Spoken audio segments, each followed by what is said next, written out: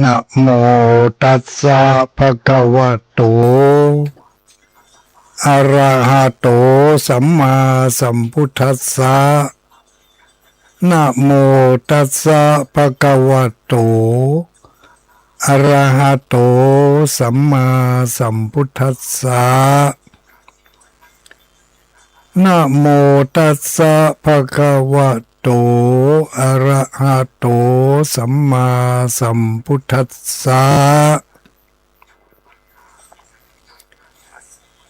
ขอความนอบน้อมแด่องค์สมเด็จพระสัมมาสัมพุทธเจ้าขอน้อมอภิวาทแด่พระสัทธรรมเจ้าขอน้อมนมัสการแด่พระอริยสังฆเจ้าขอถวายความเคารพมายังท่านพระคุณเจ้าท่านเจ้าคณะพระสังฆาธิการท่านครูบาอาจารย์พระสงฆ์องค์สังฆเจ้าทุกรูปทุกตนทุกองค์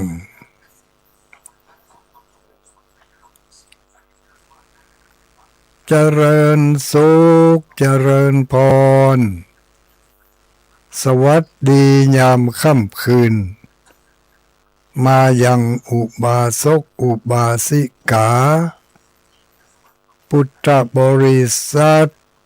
ทุกผู้ทุกคนทุกหมู่ทุกเหล่าทุกเพศทุกวัยที่ได้ฟังอยู่ในเวลานี้ขณะนี้ท่านทั้งหลายกำลังฟังรายการธรรมะเพื่อนคนรับดึกออกอากาศทางสถานีวิทยุคลื่นสีขาวเพื่อชาวประชาทุกคืนเฮาทั้งหลายจะได้ยินได้ฟังน้ำเรียงเสียงปากของท่านพระคุณเจ้าผู้มีภูมิรู้ภูมิธรรมทุกตนทุกองค์ได้มีเมตตากรุณามุทิตาอุเบกขามาจัดรายการทางสถานีวิทยุแห่งนี้ทุกคืนทุกวันบ่ได้ขาดบ่ว่าจะเป็นวันเสาร์วันอาทิตย์นะวันเสาร์วันอาทิตย์วันจันทร์วันอังคารทุกวันเดี๋ยวขอสุมาภัยหยุดแป๊บ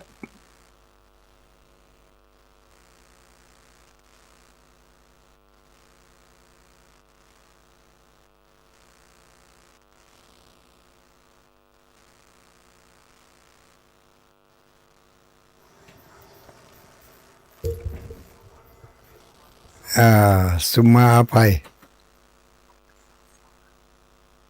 ขัดข้องนิดหน่อย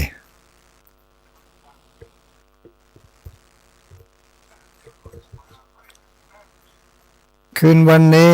ตรงกับคืนวันจันทร์คืนวันนี้คืนวันจันทร์วันจันทร์ที่1 เดือนมิถุนายนเริ่มต้นเดือนใหม่แล้วญาติโยมทั้งหลายเดือนใหม่เดือนที่1เดือนที่1ของปีพุทธศักราช2569ว่าผิดคะเดือนตามปฏิทินเดือนนี้เป็นเดือนที่6นะญาติโยมทั้งหลายเดือนเมืองเฮาเป็นเดือนที่9 เดือนไทยเป็นเดือนที่7ต้องไม่หลายเดือนเว้ยแล้วเดือนจีนแถมเหรอเนาะ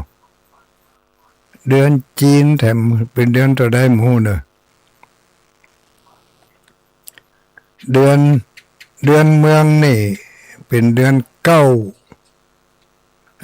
วันนี้เป็นวันเดือนเก้าแรม1 ค่ำเดือนเก้าแรม1 ค่ำตรงกับวันที่วันที่1 เดือนเก้าแรม1 ค่ำวันที่ซึ่งเป็นวันจันทร์วันจันทร์ก็วันที่1ของสัปดาห์ทางโหราศาสตร์เป็นนับจันทร์เป็น1เนาะนับจันทร์1 2การ3พุธ4พัด1จันทร์วันที่1 มิถุนายนเดือนที่6ตามปฏิทินเดือนที่9ของทางจันทรคติก็คือการนับเดือนทางพุทธศาสนาเนาะเพราะว่าพุทธศาสนานี่จะถือเอาทางจันทรคติอย่างกับเมื่อคืนที่ผ่านมาอันนั้นก็นับเอาทางจันทรคติเดือน9ขึ้น15 ค่ำเนาะเดือน9ขึ้น15 ค่ำถ้าเป็นปกติก็เดือน8นั่นแหละเดือน8ขึ้น15 ค่ำแต่ปีนี้มันมีเดือน12 เตือก็เลยเลื่อนเดือน8มาเป็นเดือน9เดือน9เป็นวันเป็นเดือนวิสาขมาสมันทับซับไปเนาะ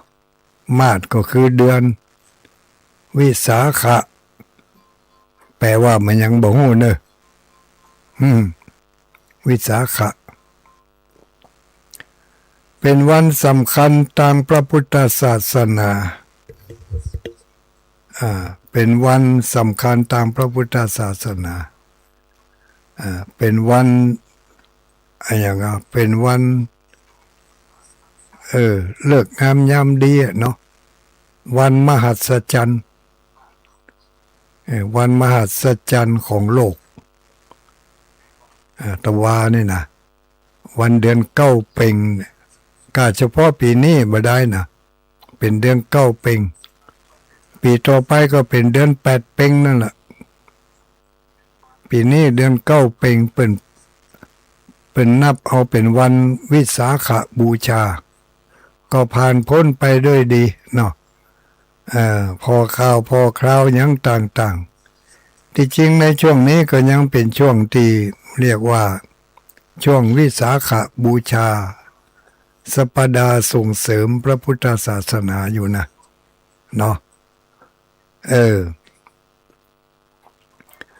แล้วก็อยู่ในช่วงของวันสำคัญ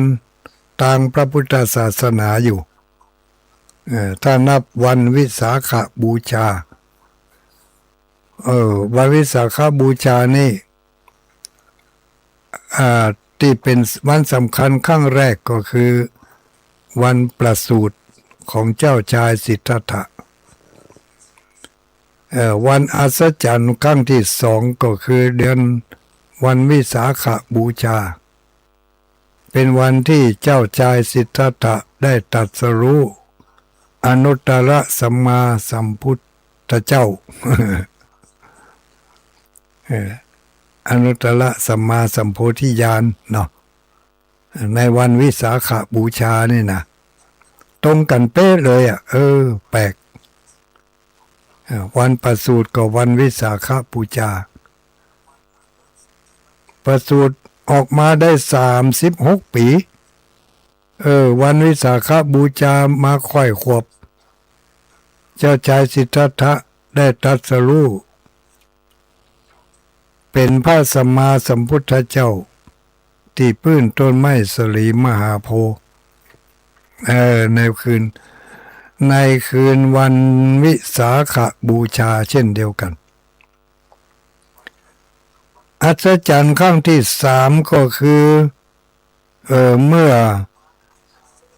อตรัสรู้ในวันวิสาขบูชาตอนนั้นพระองค์มีพระชนมายุได้36 พรรษาอยู่ต่อมาแต่เป็นเวลา45 พรรษาอายุของพระชนมายุของพระพุทธองค์ก็ได้ถึง80 ปีพอดี80 ปีมาถึงวันวิสาขบูชาวันเดือน8 เพ็ญเช่นเดียวกันเดือน8 เพ็ญพระพุทธองค์ก็เสด็จดับขันธปรินิพพานจากโลกนี้ไป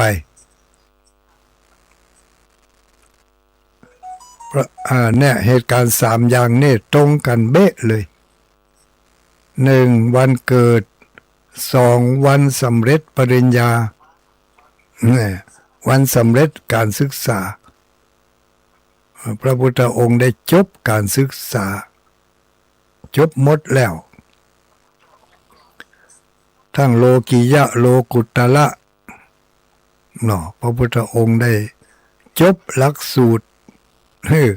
หลักสูตรนี่พระพุทธองค์เขียนขึ้นเองนะเพราะว่าพระพุทธองค์ได้ตั้งใจตั้งความปรารถนาไว้เมื่อละ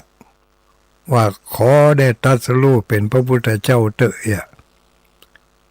ตั้งความปรารถนาไว้ตั้งเมิน4 อสงไขยแสนมหากัปดูเมินบ่เมินในช่วง4 อสงไขยเนี่ยพระพุทธองค์ก็ได้บำเพ็ญบารมีมาทุกภพทุกชาติทุกภพทุกชาติบางชาติก็ได้เกิดเป็นคนบางชาติก็เอาตนไปเกิดเป็นเดรัจฉานบางการบางเวลาพระพุทธองค์ก็ได้เอาตนไปเกิดเป็นเทวดาเทวบุตรถึงที่สุดไปเกิดเป็นพรหม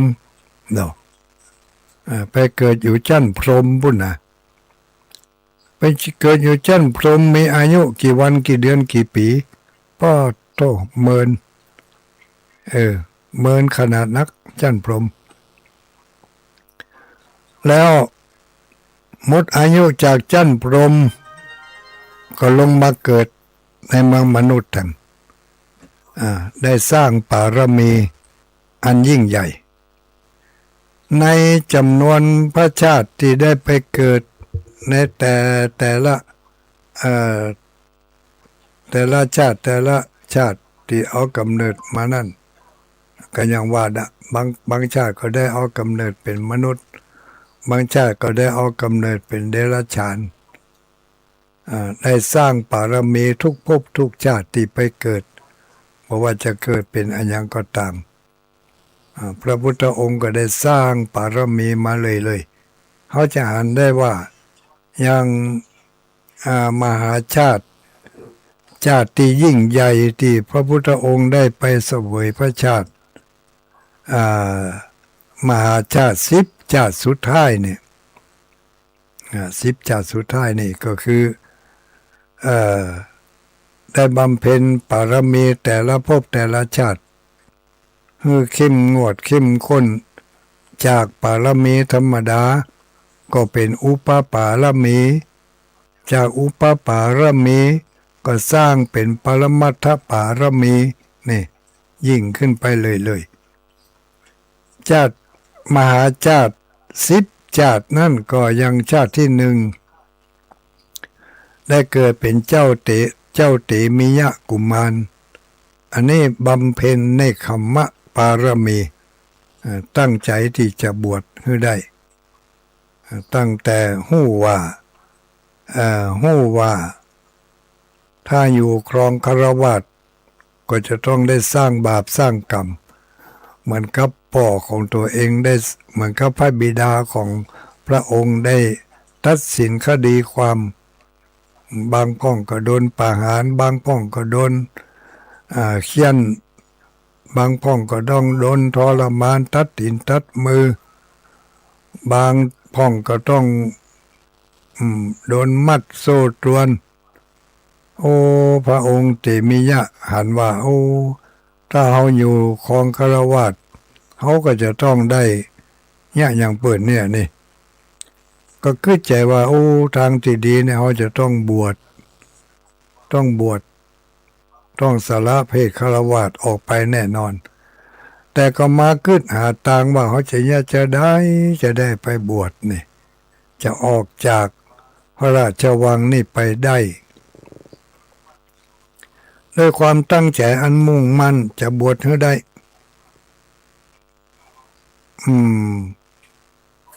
แม่ของเปิ้นที่เคยเป็นแม่เคยเป็นมารดาในอดีตชาติก็ยังมีความผูกพันอยู่อดีตชาติของแม่เปิ้นได้ไปเกิดเป็นเทวดาอยู่บนสวรรค์ชั้นฟ้าก็เลยหู้ว่าโอ้อดีตลูกของตัวเองที่เป็นเตมิยะกุมารนี่มีความใคร่บวชแต่ว่าบอกรู้วิธีที่จะออกจากพระราชวังไปได้อย่างใดก็จึงลงจากสวรรค์มากระซิบที่ข้างหูบอกว่าลูกเอ้ยถ้าอยากจะบวชนะอยากจะออกพระราชวังนี่ไปเจ้าต้องทำตัวให้เป็นคนบ้าเป็นคนใบ้ต้องสร้างความอดทนเป็นคนใบ้เนอะพระเจ้ามันยังมาจุมาหลอกมาล่อมาลวงมาทรมานอย่างใดเจ้าจะต้องอดต้องทนให้ได้ถ้าไม่จะอ่านเจ้าบ่มีทางที่จะออกไปได้เจ้าเจมิยะก็ได้รับคำแนะนำจากพระบิดาพระมารดาเนาะผู้เป็นเทพพระเจ้าบนสวงสวรรค์ก็เลยสร้างความอดความทนแหละสร้างความอดความทนมีความมุ่งมั่นที่จะได้บวชเนี่ยจะได้ก็ได้ก็ขอให้ได้บวชจะต้องบวชให้ได้ในคัมมะบารมีในที่สุดก็ได้ไปบวชสละราชสมบัติทั้งหมดออกบวชชาติที่หนึ่งวันนี้จะได้อย่างอื่นนะก่อยว่ากันที่หลังเนอะวันนี้จะเอาพระเจ้า10ชาติชาติที่มันยังแล้วนี่นะพอลืมปลายไปละมันได้ว่าพ่องได้ว่าพ่องได้เล่าพ่องบ่เล่าพ่องเนาะวันนี้แต่ก็คงจะบาจบนะเอาฮัดไว้ให้น้อยคอยติดตามตอนต่อไปอีกเนาะจะทบทวนให้น้อยอย่างที่ว่าตะกี้เนาะพระพุทธองค์ได้สร้างบารมี10ชาติด้วยกัน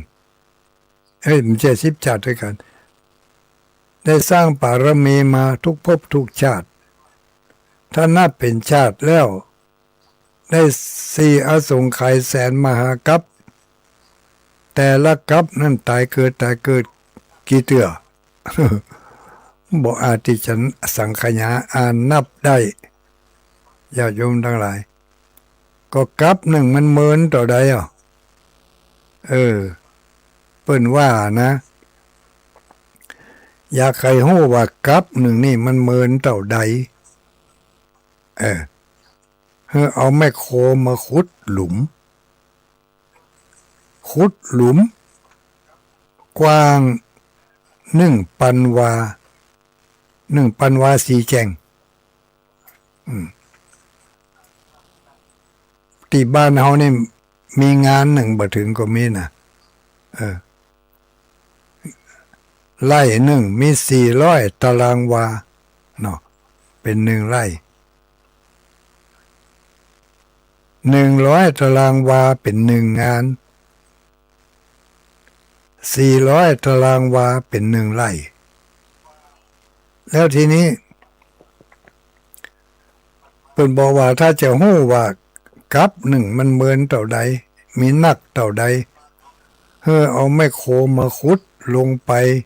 เพื่อได้1,000 วาขุดดินนี่นะขุดลงไป1,000 วาความกว้างก็1,000 วาความยาวก็1,000 วา1,000 วาสี่เหลี่ยมจะเป็น1,000 วาลูกบาศก์ก็ว่าได้เนาะ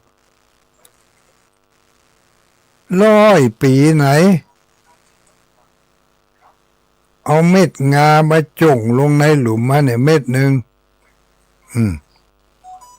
100 ปีที่จริงเป็นว่า100 ปีติบก่อนนะแต่ทุลุงว่ามันจะเหมือนลงไป 100 ปีอันนี้ภาษาบ้านเราเนาะ100 ปี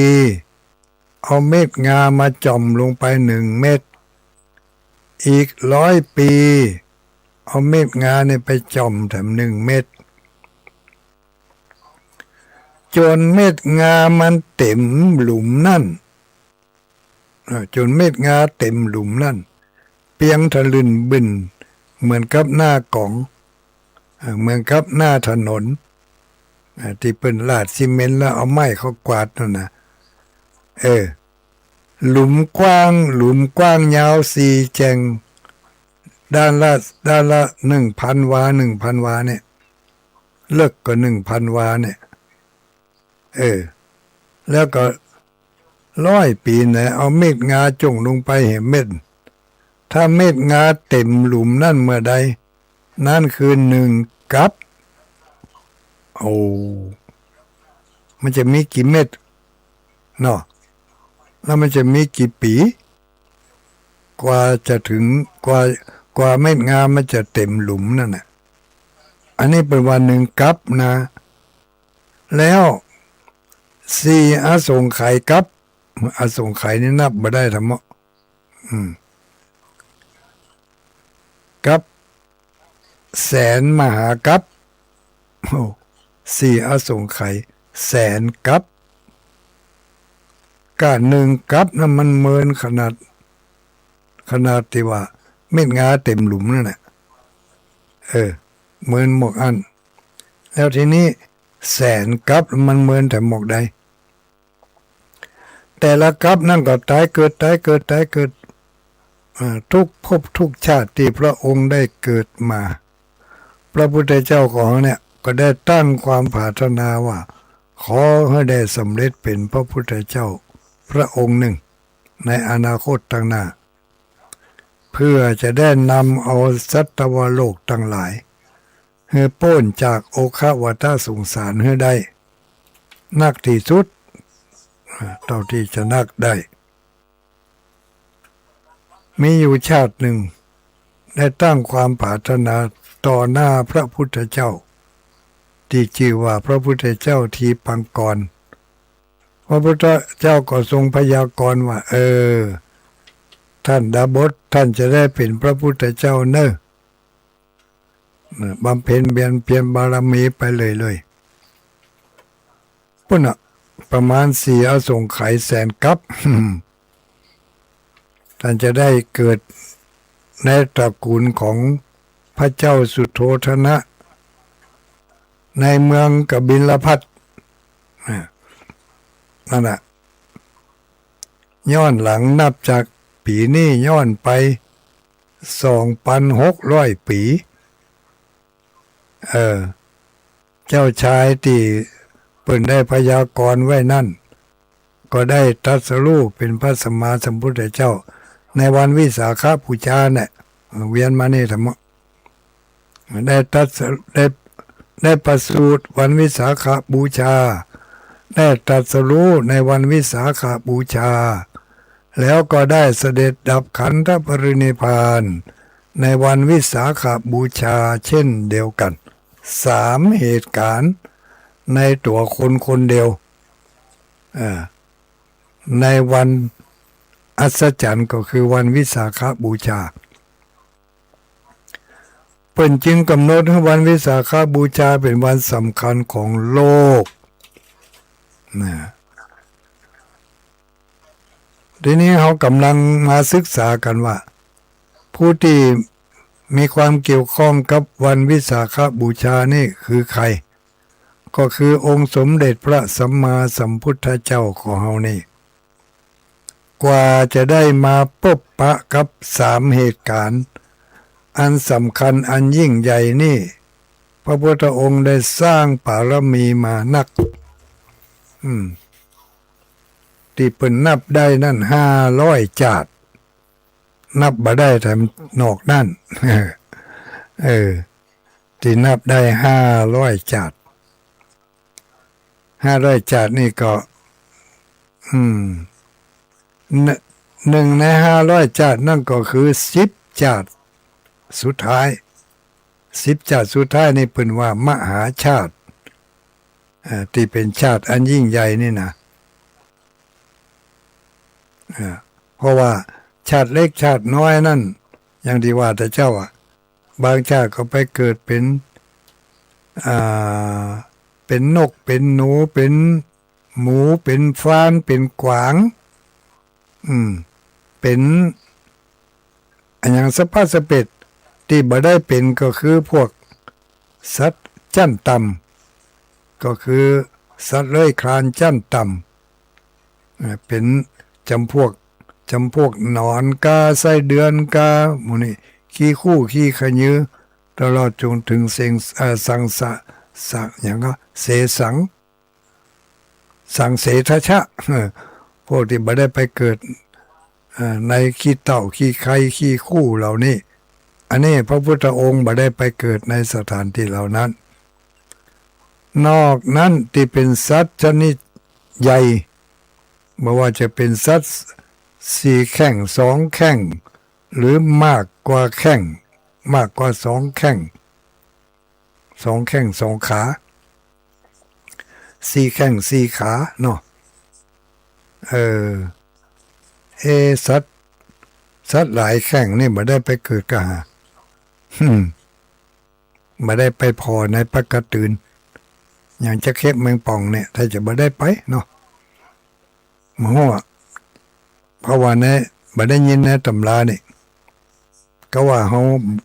าบ่ได้ยินคนเดียวเฮาคนอื่นเพิ่นได้ยินแล้วก็บ่ฮู้แต่มาถึงมหาชาติสุดท้าย10 จาดนี่ก็คือจะเล่าแล้วเนี่ยกับนี่นะมาวกไปหามันนะมาวกไปละเดี๋ยวจะสับสน10 จาดสุดท้ายก็คือ1เกิดเป็นเจ้าเตมียะกุมารตั้งความปรารถนาไว้จะต้องบวชให้ได้ในที่สุดก็สำเร็จเนกขมะบารมีของพระองค์ได้สำเร็จชาติที่2ได้มาเกิดเป็นเจ้าชายมหาชนกเจ้าชายมหาชนกตั้งความปรารถนาจะบำเพ็ญวิริยะบารมีให้ได้ในที่สุดเจ้าชายมหาชนกก็ได้มีโอกาสได้บำเพ็ญวิริยะบารมีก็คือลอยคอทุบป่องอยู่กลางทะเลเป็นเวลาหลายมื้อหลายวันลอยคออยู่กลางทะเลหลายมื้อหลายวันด้วยความเพียรอุตสาหะว่ายน้ำพระนางเมขลาหันเข้าใจก็เลยอุ้มหือโป้นจากทะเลขึ้นมาเสวยราชเป็นเจ้ามหาชนกก็ได้สำเร็จวิริยะบารมีชาติที่3มหาชาติที่3นั้นพระองค์ได้ตั้งความปรารถนา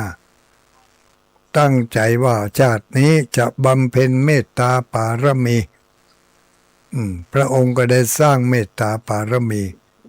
โดยการไปเกิด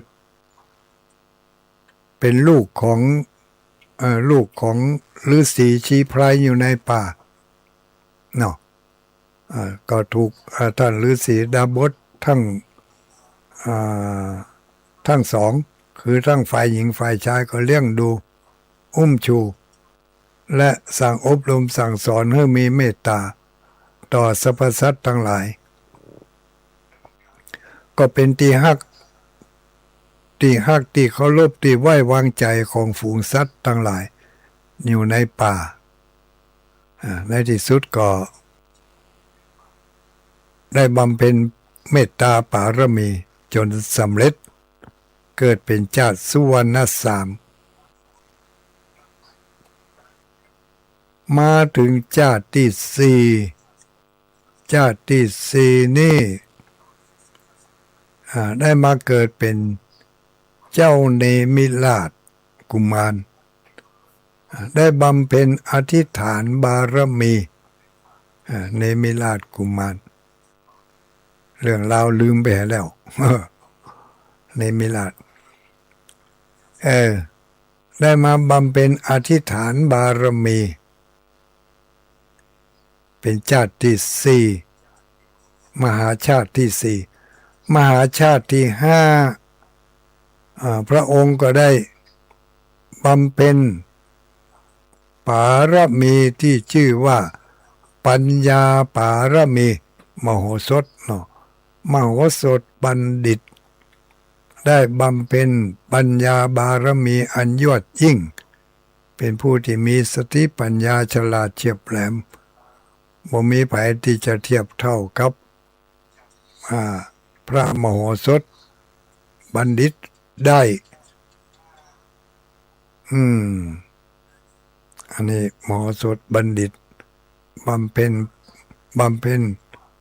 ปัญญาปารมีมีปัญญาอันแกล้วกล้าแล้วก็สามารถแก้ปัญหาช่วยเหลือความทุกข์ยากของมวลมนุษย์ทั้งหลายในภพนั้นภูมินั้นชาตินั้นได้อย่างดียิ่งชื่อว่ามโหสถนี่เวลาเกิดแปลกประหลาดได้กำเอายาเอาแท่งยาเนี่ยจากต้องของแม่กำมาตัวกำยามาตัวกำแท่งยามาแล้วก็เอายานั่นแหละไปรักษาคนรักษาคนตัวน่ะแล้วก็แก้ปัญหาตัวแก้ปัญหาคือรักษาทั้งทางกายและทางใจเนาะ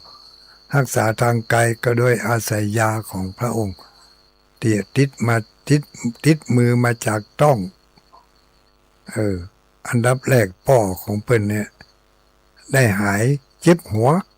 เพราะเอาแท่งยานะมาฝนกินนะอันนี้มโหสถบัณฑิตได้สร้างปัญญาปารมีในภพนั้นชาตินั้นมาถึงชาติที่หกชาติที่หกนี่ได้มาเกิดชาติที่หกนี่ได้เกิดเมืองพญานาคอันนี้ได้เป็นลูกของพญานาค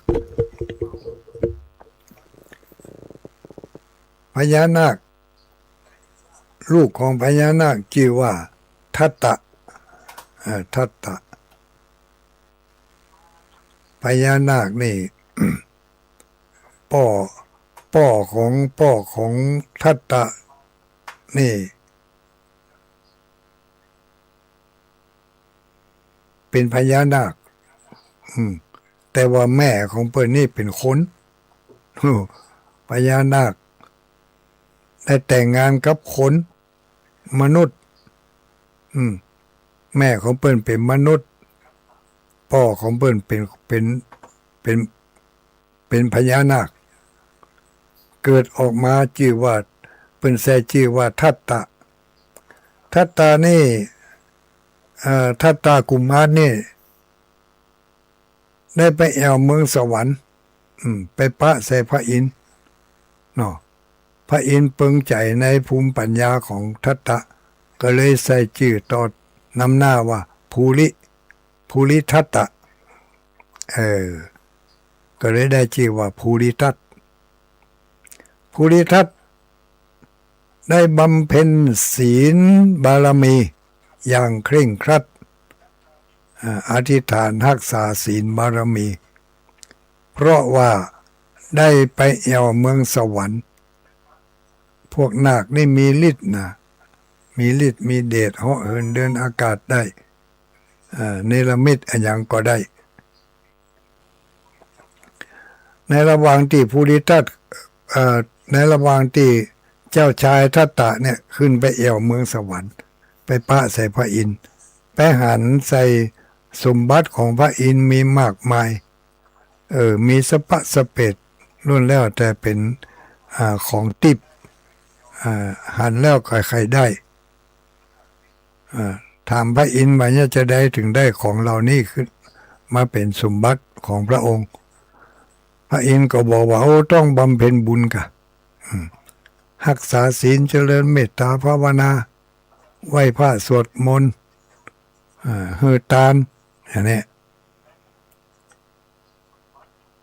ภูริทัตได้รับคำบอกเล่าจากพระอินทร์อย่างนั้นปิกจากสวรรค์ลงมาในเมืองพญานาคคือใจว่าเขาจะรักษาศีลจะรักษาอุโบสถศีลดีกว่าเพื่อจะได้มีทรัพย์สมบัติหนักเหมือนกับพระอินทร์ตายแล้วจะได้ไปเกิดเป็นพระอินทร์อีกแต่ว่ารักษาศีลอยู่ในปราสาทของพระองค์ในเมืองพญานาคนั่นก็บ่เป็นที่อันสงบสงัดเท่าใดเพราะว่าถูกรบกวนจากหมู่นารีนาคทั้งหลายหมู่นาคที่เป็นสนมหมู่ที่เป็นนางฟ้อนนางรำหมู่ที่เป็นนางบำเรอเดี๋ยวหมอนั่นก็มาจุหันหมอนั่นก็มาตักหันถามนี่เดี๋ยวก็มาห้องเป็นที่น่ารำคาญภูริทัตก็เลยหนีจากเมืองบาดาลขึ้นมาอยู่เมืองมนุษย์เนาะมาบำเพ็ญอยู่ที่บนภูเขาก็ถูกนายพรานป่าใจกถาบังคับยับเอาภูริทัตไปเป็นสัตว์ที่แสดงฤทธิ์ต่างๆนานาทั้งที่ภูริทัตนี่มีฤทธิ์มีเดชมีอำนาจสามารถที่จะสามารถที่จะเป่าให้นายพรานนั่นเป็นผุยเป็นผงเป็นขี้เถ้าไปกำเดียวก็ได้แต่ก็นึกถึงว่าเขาจะรักษาศีลอันเนี้ยที่เรียกว่าสร้างศีลบารมีให้เคร่งครัดมายอมผิดศีลยอมเจ็บตัวดีกว่าจะยอมผิดศีลภูริทัตในที่สุดก็การรักษาศีลของพระองค์ก็สำเร็จภูริทัตอันนี้เป็นลูกของพญานาคกึ่งนาคกึ่งมนุษย์พ่อเป็นมนุษย์แม่เป็นนาคแล้วชาติที่6นี้ได้มาเกิดชาติที่7กะญาติโยมขอสุมาอภัยชาติที่7นี่ได้มาเกิดเป็นจันทกุมารพระเจ้าจันทกุมารนี่ได้บำเพ็ญขันติปารมีมีความอดความทนมีความอดกลั้นอดทนต่อความลำบากหลายอันหลายเชื่อจันทกุมาร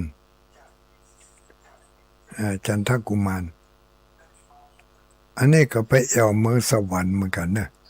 จันทกุมารนี่นะเล่าไปเมื่อวันจันทร์ก่อนปูนเนาะเหมือนละวันหน้าวันตากันเนอะจะเอามาทบทวนแถมกรรม เดี๋ยวถ้ามาเล่าตอนนี้ชาติที่แปดมันจะจ้าไปกลัวมันจะบัตันนี่บัตันอย่างพอ8:51 นาทีแล้วเฮ้ย8:46 นาทีเนาะ8:46 นาทีต่อไปจะได้เล่าให้ฟังว่าพระสัมมาสัมพุทธเจ้าของเราที่เป็นบุคคลสำคัญของวันวิสาขบูชาเนี่ยได้สร้างปารมี10 อย่างแต่ละอย่างสร้างเป็นปารมีที่เป็นปารมีธรรมดาอย่างกับนาลทะอย่างกับนาลทะพรหมอันนี้ไปเกิดเป็นพรหมบุญนะไปเกิดจั่นพรหมบุญนะเกิดจั่นพรหมก็ได้สร้างก็ได้ยังไปสร้างปารมีที่เรียกว่าอุเบกขาปารมีคือมั่นคงยั่งยืนแนบแน่นยิ่งขึ้นเป็นปารมีธรรมดาก็เป็นอุปปารมีขึ้นมาเข่งขัดขึ้นมาแถมน้อยแล้วก็ถึงขั้นปรมัตถปารมีสร้างปารมีอันเข่งครัดเท่ามหาพรหมจิวานาลทะได้ตายจากมนุษย์ได้ไปเกิดเป็นพรหมเมื่อได้ไปเกิดเป็นพรหมแล้วก็ยังไปสร้างปารมีอยู่ที่จั่นพรหมบุญก็คืออุเบกขาปารมีและยังได้เผื่อแผ่อุเบกขาปารมีนั้นได้มาสร้างเพิ่มในเมืองมนุษย์แถมในเมืองมนุษย์แถม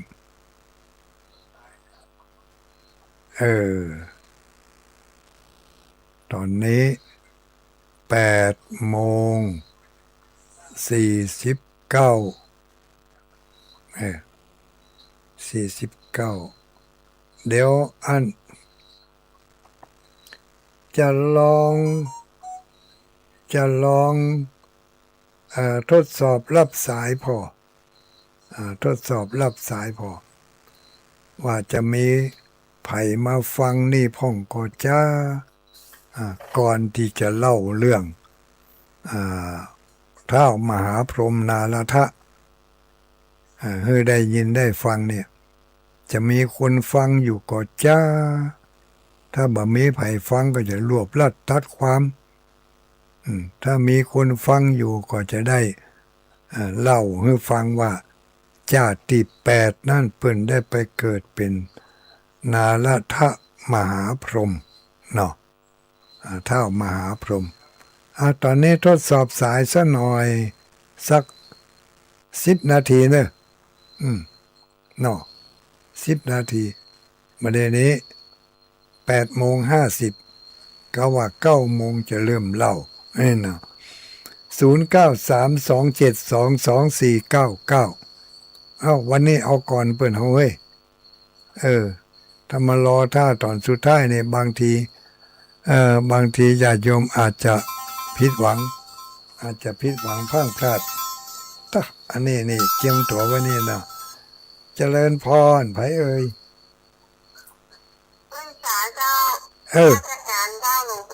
ไผจ้านี่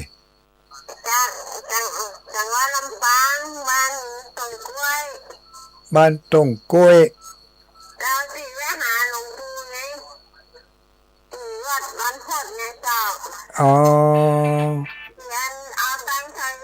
ถุงยามให้หลวงปู่100นั่นแล้ววันที่เสาร์ได้ปะกันทำอยู่เนาะอันที่3นี่มันแน่ใจเพราะว่าอันก็ยังเบาก็จะตัดหัวมือเขายังเอาคนป่วย ที่บ้านผมมีคนนั้นป่วยติดการติดเชื้อนะเจ้า อ๋อถ้ามีโอกาสก็ไปร่วมกันเนอะ อาจารย์ อนุโมทนา โรงพยาบาลนะครับก็ตีรอเทียน อาทิตย์รอเทียนกับวันที่สาวอ่ะที่โรงพยาบาลนั้นวันผูกเนี่ยโรงพยาบาลวันผูกเนาะ ถ้าจำเลยไปถ้าผมมีคนเจอจะไปนะ อนุโมทนาสาธุ เจ้าขอให้หลวงปู่นี่คือว่าแข็งแรงนะเจ้า สาธุสาธุขอบคุณขอบใจหลาย ขอให้เราไป ๆอ้าวเจริญพร เลยจ้าร ายที่สองแม่อุ้ยเรือน เจ้า ฟังอยู่ก่อนเนาะ อันอยู่เจ้าจะเขียนเลยนะ จะเล่าเรื่องชาติต่อไปนี่ชาติที่ต่อใดนี่ แล้วมากันจะฟังจำเจ้า ขี้จุ ยุ่งกันได้นะ สายต่อไปคอนเทนต์ซ่อนอยู่เจริญพร แล้วก็ไปจากเจ้าหลวงปู่ อำเภอป้าวแม่วิไล เจ้าไม่ไรเจ้า ชัดเจนดีก่อ เจ้าปกปักเจ้าเทียนนี้เนอะปวดอยู่บ้านตัวเนอะเราเนอะ เนาะฟังอยู่เนาะ เจ้าโลกน่ะ แม่นอนุโมทนาสาธุที่เห็นแมงจรห้องเศร้าไว้ สาธุสาธุแม่วิไลนี่อยู่ใกล้จิหิตเจริญพร อาสาเจ้าตัวเองเลยไม่รู้อีกนะ แม่วิอินได้ยินข่าวสบายดีแล้วกันบัดเดี๋ยวนี้ เดินได้ฟังว่าเอาแต่มาเอาไว้เจ้าสี่สาวเนี่ย เป็นได้6 เดือน7 เดือนนั่นนี่ มะได้เนาะ เจ้า 6 เดือน 7 เดือน จิตใจนี่แข็งแรงอยู่ บุญ ไปชู บุญข้ามบุญจูลูก เอา85แล้วดูเนาะ นั่นกะ85แล้วดู 7 เดือนก็มาหาชาติมาเอาวันนั้นนะเจ้า ดีมากเลยสะสมไปทุกปีจนถึง120เนอะเป็นหน้าเอาไว้หันเนาะ แม่นกะ แม่อุ้ยฟังแม่วางเรดิโอชัดเจนเจ้า สาธุขอบคุณหลาย เจ้าวันศักดิ์ ๆขอบคุณหลายๆขอบใจจัดนักเจริญพร เจ้าสาธุเจ้า ใครรายงานตัวหน่อย พี่น้องเจ้า แม่น้องตาจางเจ้า ชัดเจนดีก่อ ชัดเจนดีเจ้า จะฟังต่อไปก่อ ฟังเจ้า ฟังอยู่โทรหาอย่านอนมาลาเจ้า ก็โทรหาติ๊กกะ โทรหาติ๊กกันละวันนั้นมาเจอกันแท้ แม่นแล้ว วัน ที่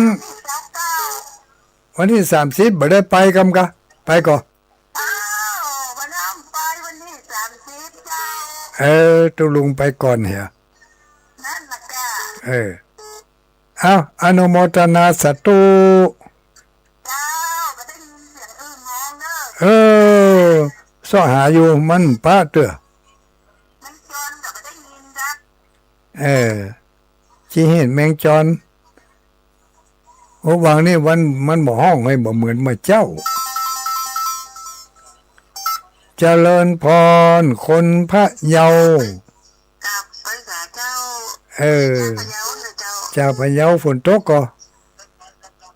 เอามาเดียวเจ้า ดีละหมกจุ่มเย็นเนี่ยเนาะ เจ้า แม่ปลาส้มลัดดา อนุโมทนาขอบใจ ซื้อเหล็กไปเป็น95มาได้ซื้อสักกั๊บมาเจ้า ไปเอา95เนี่ยมา79อายุ79ซื้อต่อไปมันต้องถูกสักวัน อนุโมทนาสาธุแม่อุ้ยปลาส้มแล้วยังแม่อุ้ยน้ำปูมหาเนอะเฮ้ยเหมือนละโลแม่อุ้ยน้ำปูนี่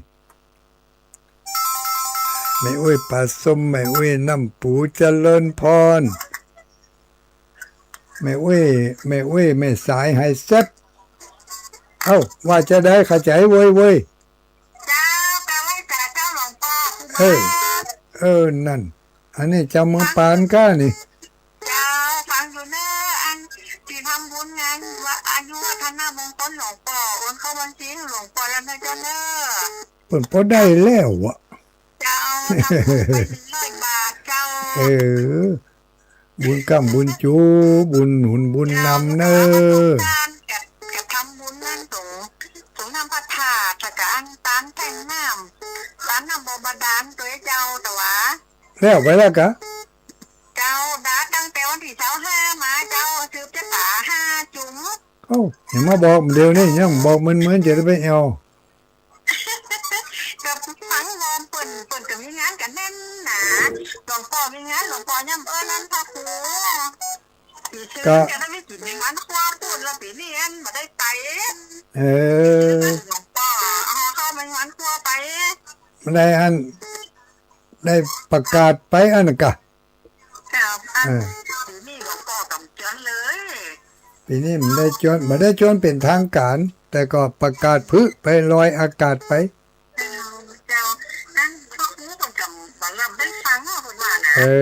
อ เมื่อแต่ฟังหายคาดูคนว่า ไปยังไหวโอกาสไหวงานใหม่วันที่20ปะกันเนอะ ตายเขาควายล่างง่วงแล้วหลวงพ่อเนาะ แม่นแล้ว จ้า วันที่20ปะกัน จ้า สาธุอนุโมตามิเจริญพรเหลือเวลาอีก2 นาทีแม่สลัดแจสอน เอาไว้สาหลวงพ่อเจ้า สวัสดียามค่ำคืน สันข้านี่เจ้า ฟังอยู่ก่อน ฟังจะเป็นดีเลยเจ้า ชัดเจนดีฟังหูเรื่องหูเล่าอยู่เนาะก็หาเปิดวิทยุตัวเห็นนี่กะผู้โทรศัพท์ตัววิทยุตัวมันกวนกัน ฟังจะเป็นดีเจ้า อนุโมทนาสาธุโชคดีมีใจรับดีฝันดีไปฟังรับเถอะเนอะพระเจ้าสิบจาติ8กำลังจะเริ่มนี่นะเบอร์สุดท้ายเนอะเจริญพร ไปสาเจ้าหลวงปู่ ลูกไหนมานี่ ลูกบ้านไหลนาน้อยเจ้าลำปาง ลำปางวัดบรรพตสาธิตชัดเจนเนาะ เจ้าชัดเจนดีหลวงปู่เจ้า วันนี้ไฟบดับเนาะวัดบรรพตเนาะ เจ้าไปอยู่เจ้าไปกะเจ้า วันพุธกะวันพุธไปโรงพยาบาลกะ มาไปเจ้า ไปวันที่20เนาะ เจ้าไปวันที่20ที่ว่าไปรอเตือนบ้านอย่างก็ไม่เหมาะนะเจ้า อันนี้ตุลุงจะไปตั้งแต่วันที่15นี่15ก็จะไปวันที่20ก็จะไปร่วมให้ร่วมหอมบ่าหอมแห้งกับเปิ้น เจ้า จะเอาขนมเส้นไปกินกับเปิ้นสักวา2วาหุอนุโมทนาเนอ สมบูรณ์ดีเนาะ ก็หมอกใจได้ไปได้มาได้อยู่ สาธุอนุโมตามิเป็นอันว่าจบรายการจะปิดแล้วนะเจริญพร มาตรการไผเอ่ย แล้วก็ใจคำมันแห่งเหนืออำเภอเงาจังหวัดลำปางเจ้า ตัวแทนอำเภอเงาเข้ามาแล้วห้องเอิญเชิญชวนไปทางพี่น้องอำเภอเงาทักทายมาในเวลานี้แล้วเนอไม่ก้องใจคำเป็นตัวแทนอำเภอเงาสาธุโชคดีมีใจ โชคดีมีใจรายการสุดท้ายปิดไปแล้วเนอะปิดแล้วเดี๋ยวจะมาตันเลยเวลามา1 นาทีอันนี้นาฬิกาปลุกกินยา ใครจะไปโทรมาหามเนอะจะเล่าแล้วนะจะเริ่มต้นสตาร์ทแล้วนะมันได้นะแต่ทางไลน์นี่ก็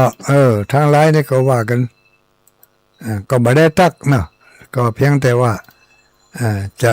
จะตอบให้ได้รับทราบว่าได้ฟังอยู่แล้วก็รับทราบเนอ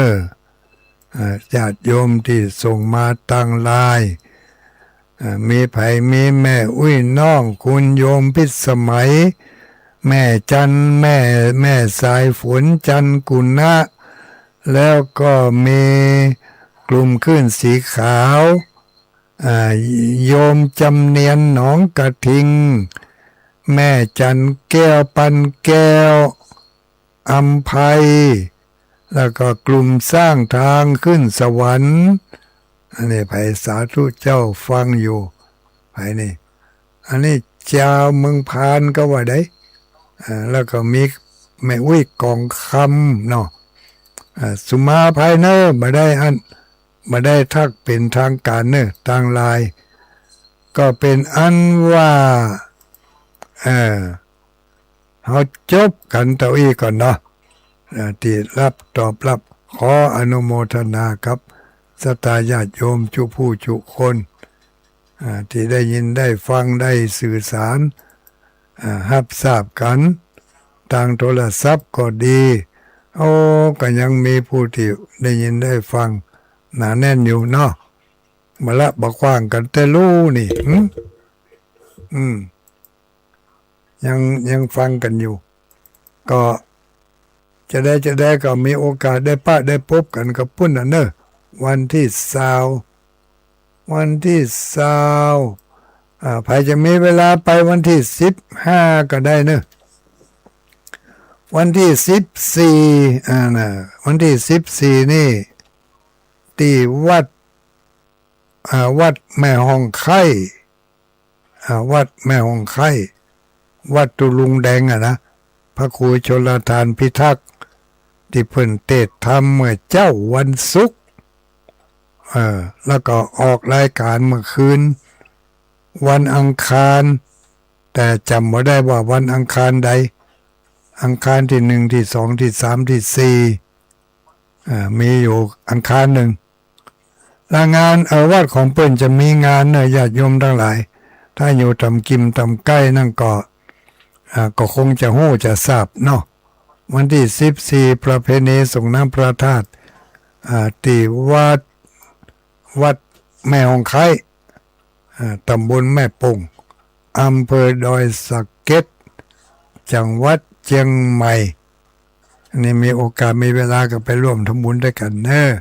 ที่วัดแม่ห้องไข่วันที่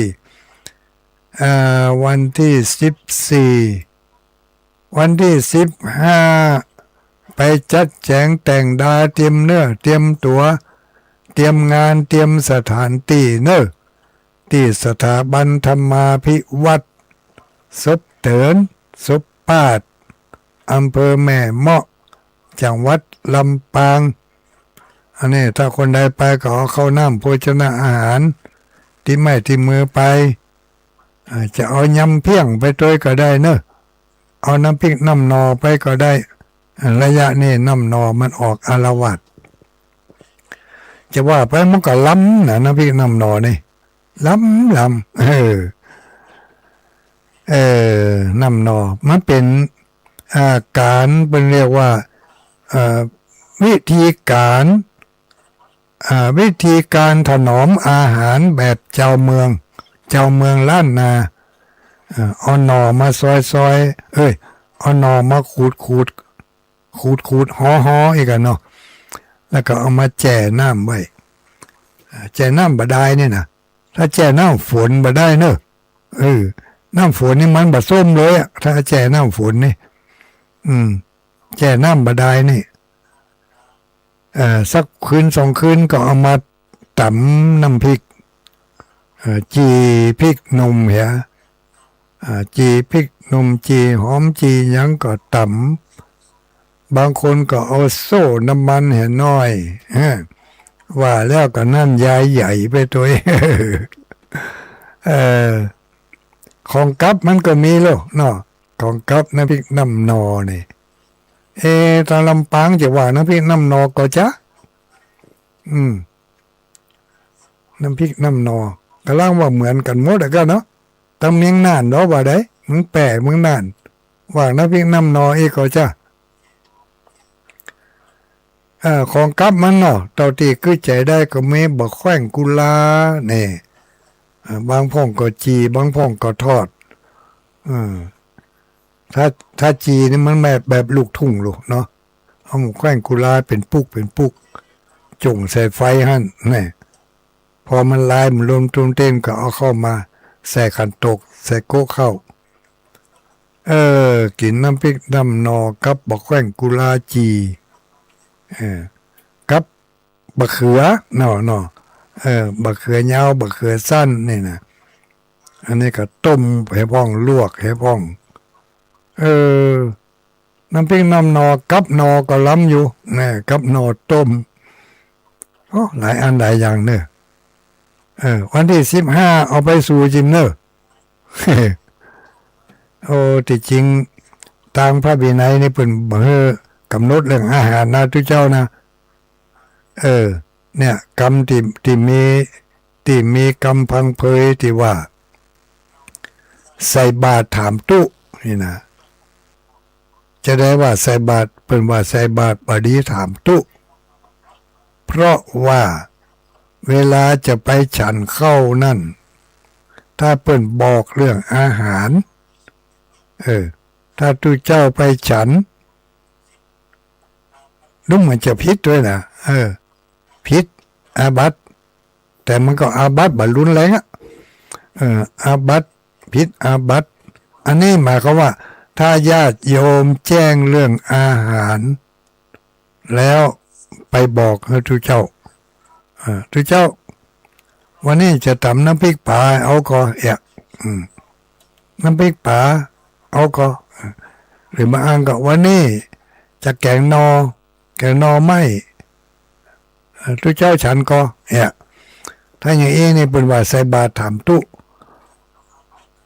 เป็นบาเฮียอย่างอันก็เพราะว่าเวลาทุกเจ้าจะไปฉันเข้านี่ถ้าไปฉันของกินที่เพิ่นกำหนดมานี่มันบ่ถูกต้องมันผิด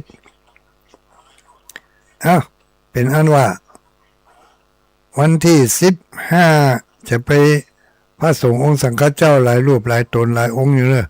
พี่น้องชาวบ้านเฮาที่อยู่ตำกิมตำใกล้นั่นก็พอที่จะไปได้ก็เอามีดผ้าเล็กหลวเขาบกมุยเอาเจียกปานเจียกปอเจียกฟางไปตัวเนอะวันที่15ไปที่สถาบันธรรมาภิวัตน์ปุ่นนะวันที่15นะวันที่14ไปวัดแม่หงไข่นะวันที่15ไปวัดไปสถาบันธรรมาภิวัตน์นะไปช่วยจัดแจงแต่งดาเตรียมสถานที่เตรียมวัสดุอุปกรณ์ที่เราจะทำการรอเทียนภาษาในวันที่20เดือนเนี้ยหลังจากวันที่15ไปก็แถม4วันก็จะเป็นวันรอเทียนนะก็ปิกไปที่เก่าฮะนะสถานที่กว้างขวางโออาอลังการเรื่องรถเรื่องลานเข้าไปได้สบายถ้าน้ำบ่น้องเนอะถ้าน้ำน้องก็ว่ากันทำไมถ้าน้ำบ่น้องก็ข้ามสะพานไปได้สบายมากสถานที่จอดรถถ้าอาจารย์สาธิตเปิ่นได้จัดเตรียมไว้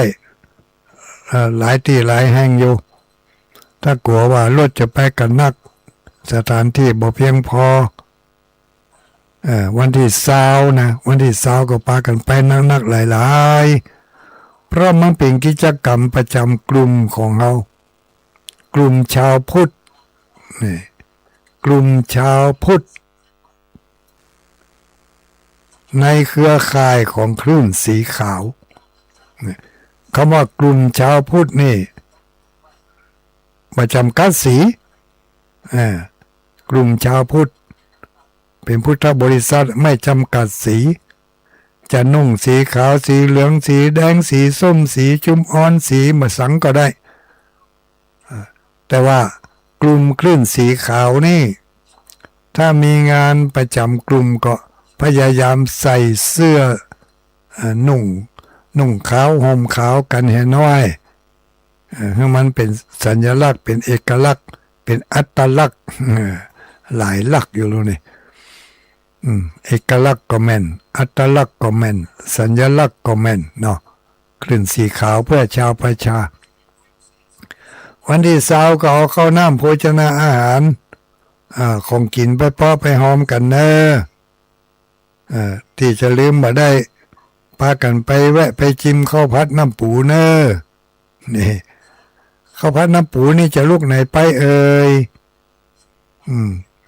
มันมีที่เดียวอันนะข้าวผัดน้ำปูนี่ที่อื่นเปิ่นบ่มีกันนะเป็นชื่อมันมาได้อุ้ยชื่อจะสร้างชื่อให้มันเด่นสะดุดหูสะดุดใจเป็นเอกลักษณ์เหมือนกันลูกถ้าเป็นตุลุงดอยต้องข้าวผัดน้ำปูเนาะนี่มีอาติมกาวันที่20ไปหล่อเตียนที่สถาบันธรรมาภิวัตน์ศพเตินศพปาดแม่เมาะหุ่นต่างดีญาติโยมทั้งหลายไปสะดวกมาสบายหุ่นต่างลาดซีเมนต์ลาดยางบัดต้อยจากเวียงป่าเป้าไปนี่2 ชั่วโมงเกือบ3 ชั่วโมงเพราะมัน160-70 กิโลอย่างนี้ถ้าเลยกินลมชมถนนหนทางไปก็3 ชั่วโมงถ้าไปปืดปาดก็2 ชั่วโมงไปน้อยแต่ก็ยังว่านะบดีไปปืดปัดเขาก็ไปแบบสบายพี่น้องตั้งเชียงใหม่ก็2 ชั่วโมงไปพอกันถึงตั้งเวียงป่าเป้าเนาะไปเนอะห่อข้าวห่อน้ำไปตัวเอาไปสู่กันปุ้นจะมีอย่างน้ำพริกน้ำปูกาน้ำพริกน้ำนอกาน้ำพริกน้ำผักกานี่โอ้ไม่หลายน้ำพริก5 กาเอาไปเปาะไปหอมกันกินด้วยกันแล้วก็ทำงานด้วยกันมีคิดใจเป็นน้ำหนึ่งอันเดียวกันมันม่วนญาติโยมทั้งหลายถ้าไปบ่ได้ไปนี่โม้ให้แตกให้ฟุ้งข้องานหล่อเทียนภาษานี่นะรอแล้วเพิ่งก็จะเอาไปถวายถวายที่ไหนเมื่อใดก็ไปฟังเอาเนอะพุ่นวันหล่อเทียนมันโฆษกประชาสัมพันธ์เพิ่งก็จะจะบอกโฆษกประจำรายการก็จะมีตุลุงแดงตุลุงยองเนาะตุลุงชาติแล้วก็ไม่ไปทำอาจารย์สาธิตนี่แล้วก็ไม่ไปทำตุลุงเครือข่ายตั้งลำปางมันทำหลายตนหลายองค์อยู่เนาะวันนั้นก็คงจะไปร่วมกิจกรรมด้วยกันเอาแถมงานหนึ่งวันที่21นี่มันติดต่อกันเลยเนี่ยงานเนี่ยวันที่21ก็ขอเชิญไปร่วมงานทำบุญทักษิณานุปาทานระลึกถึงท่านอดีตเจ้าคณะตำบลแม่โป่งเนาะวัดป่าไผ่บ่อทองวัดป่าไผ่บ่อทอง ชื่อทางราชการเปิ้นลืมไปเห็นแล้วชื่อยังฮู้วัดป่าไผ่บ่อทองตำบลแม่โป่งอำเภอดอยสะเก็ดก็ใกล้ๆกับวัดตุลุงแดงหั่นน่ะเพิ่นจะมีงานทำบุญทักษิณานุปทานถึงแก่ถวายแก่ดวงวิญญาณของพระเดชพระคุณท่านพระครูท่านพระครูบุญเทียน ลืมชื่อไปหมดพระครูบุญเทียนอดีตเจ้าอาวาสวัดป่าไผ่บ่อทองเพิ่งก็มรณภาพไปหลายมื้อหลายวันถึงวันนี้มาเป็นจะทำบุญเนอะวันที่21ที่21เสร็จจากหล่อเตียนแล้วก็ปิกมาแวะหล่อเตียนวันที่21ก็ทำบุญทักษิณานุปทานถวายดวงวิญญาณอดีตเจ้าอาวาสวัดป่าไผ่บ่อทองพี่น้องอยู่ทำกิมทำใกล้อยู่ในเขตอำเภอตำบลเดียวกันก็ไปร่วมกันเนอะข้าวน้ำโภชนาอาหารมีอันใดดีอันใดล้ำก็เอาไปสู่กันได้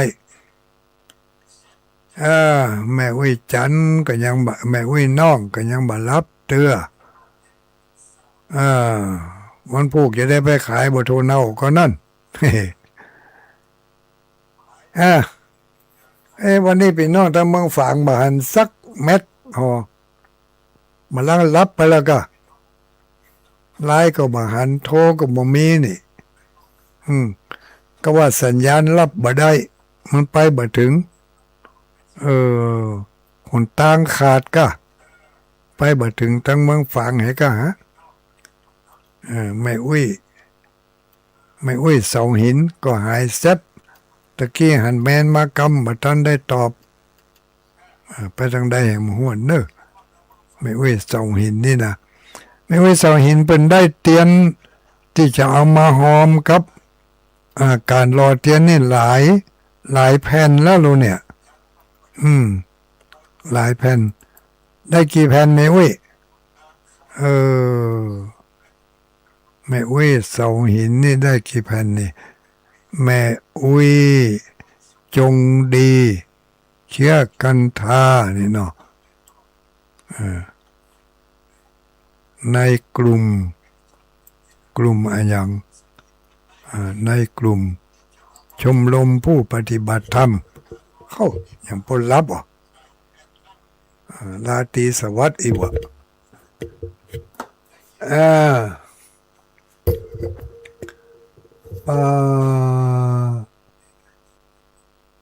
นอนบ่หลับจังเขาจะมาได้ก็ได้ไม่สนใจนักเขาจะได้เตียนกี่แผ่นแล้วเนี่ยเท่าที่แจ้งมานี่หลายแผ่นอยู่เนอะเนาะหลายแผ่นมีเจ้าภาพไปแล้ว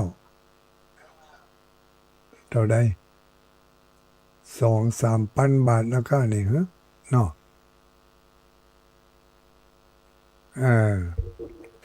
เพิ่นจะเอาขี้ผึ้งไปหอมเด้อเพิ่นประชาสัมพันธ์กันไผไข่หอมแผ่นละ20 บาทนี่นะวันที่20ได้ยินว่ารถไปกันหนึ่งเต็มไปแล้วเนี่ยเนาะเสาหินหรือว่าชมรมผู้ปฏิบัติธรรมวันเสาร์นะญาติโยมตั้งหลายต่อไปเข้าเรื่องของการเล่าประวัติ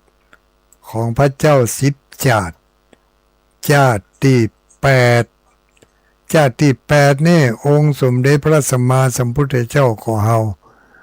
ได้ไปเอากำเนิดเกิดอยู่บนจั้นพรหมไปอยู่บนจั้นพรหมพุ่นแถมหลายปีหลาย10หลายร้อยหลายพันปีเนอะญาติโยมทั้งหลายไปอยู่จั้นพรหมนี่นะเป็นมหาพรหมชื่อว่านารทะ นาลทะมหาพรหมนี่ได้รับกรรมวิงวอนร้องขอจากลูกสาวของพระเจ้าอังคติราชพระเจ้าอังคติราชนี่เป็นกษัตริย์ผู้ครองนครมิถิลาเมืองมิถิลานครที่แรกก็เป็นเจ้าพุทธอย่างเดียวแต่ต่อมาก็รู้สึกว่า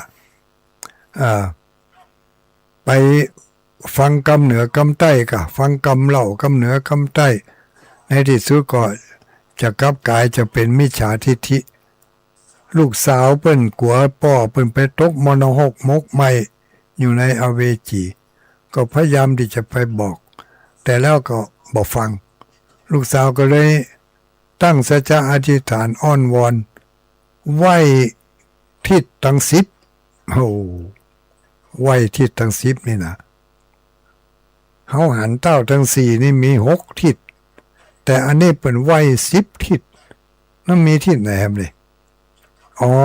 ก็เพิ่มมาทิศน้อยกันเนาะทิศทั้ง10ใครฮู้บรรดาก่อยบอกท้าวนาลทะพรหมนี่คงจะมีความผูกพันกันกับลูกสาวของพระเจ้าอังคติราชอาจจะเป็นลูกศิษย์ลูกโยมกันมาก่อนพอลูกสาวของพระเจ้าอังคติราชได้ตั้งสัจจะอธิษฐานขอเทพเจ้าองค์ใดองค์หนึ่งมาโปรดมาผายป่อของข้าพเจ้าจิมเตอร์กลัวว่าป่อของข้าพเจ้าจะไปตกมรหกมกไหมท่านมหาพรหมนาลทะได้ลงจากสวรรค์จันทร์พรหมลงมาแสดงธรรมให้แก่พญาอังคติราชได้ฟังพญาอังคติราชที่แรกก็ดูหมิ่นดูแค้นว่ากระทั่งเปรียบเปยนาลทะพรหมนี่